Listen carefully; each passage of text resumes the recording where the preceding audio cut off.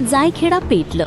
Upper तहसील कार्यालयासाठी परिसरातील गावांचा एल्गार, शासनाला थेट अल्टिमेटम. बागलाण तालुक्याच्या राजकारणात आणि प्रशासनात मोठी खळबळ उडवणारी बातमी. अप्पर तहसील कार्यालयाच्या मागणीसाठी जायखेड्यात इतिहास घडला आहे. परिसरातील गावांचे लोकप्रतिनिधी आणि सामाजिक कार्यकर्ते एकाच व्यासपीठावर आले. शासनाला थेट इशारा देत एकमुखी ठराव मंजूर करण्यात आला. काय आहे संपूर्ण प्रकरण? पहा हा विशेष रिपोर्ट. बागलाण तालुक्यातील अप्पर तहसील कार्यालयाच्या मागणीला आता मोठे लोकसमर्थन मिळताना दिसत आहे. जायखेडा येथेच अप्पर तहसील कार्यालय स्थापन करण्याच्या मागणीसाठी आज जायखेडा ग्रामपंचायत सभागृहात ऐतिहासिक बैठक पार पडली. या बैठकीला जायखेडा गावातील सरपंच, उपसरपंच, ग्रामपंचायत सदस्य, सामाजिक कार्यकर्ते, पंचक्रोशीतील गावांचे सरपंच, उपसरपंच, ग्रामपंचायत सदस्य, लोकप्रतिनिधी, व्यापारी, शेतकरी, सामाजिक कार्यकर्ते, परिसरातील पोलीस पाटील आणि ग्रामस्थ मोठ्या संख्येने उपस्थित होते. उपस्थितांनी एकमुखाने ठराव मंजूर करत शासनाने अप्पर तहसील कार्यालयाची मंजुरी नामपूरऐवजी जायखेडा येथेच द्यावी अशी ठाम मागणी केली.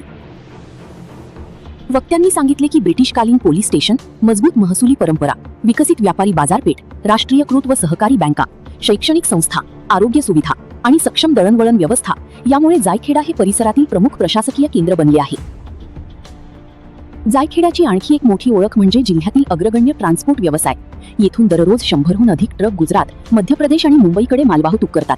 त्यामुळे परिसरातील शेतकरी आणि व्यापाऱ्यांसाठी जायखेडा ही आर्थिक जीवनवाहिनी बनली असल्याचेही बैठकीत अधोरेखित करण्यात आले. सध्या जात, उत्पन्न, रहिवासी, वारस, फेरफार, जमीन अभिलेख, पीक विमा, नैसर्गिक आपत्ती पंचनामे आणि इतर महसुली कामांसाठी नागरिकांना दूरवर जावे लागते.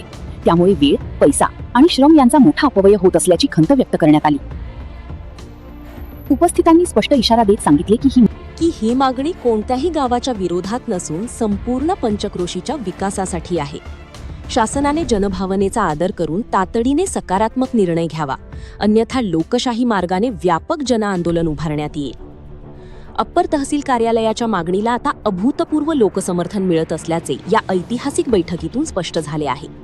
शासन या जनभावनेची दखल घेऊन काय निर्णय घेते याकडे आता संपूर्ण बागलाण तालुक्याचे लक्ष लागले आहे.